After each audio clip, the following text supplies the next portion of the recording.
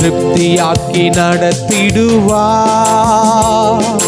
தேவைகளை சந்திப்பார், மீதம் எடுக்க வைப்பார், பிறருக்கு கொடுக்க வைப்பார்.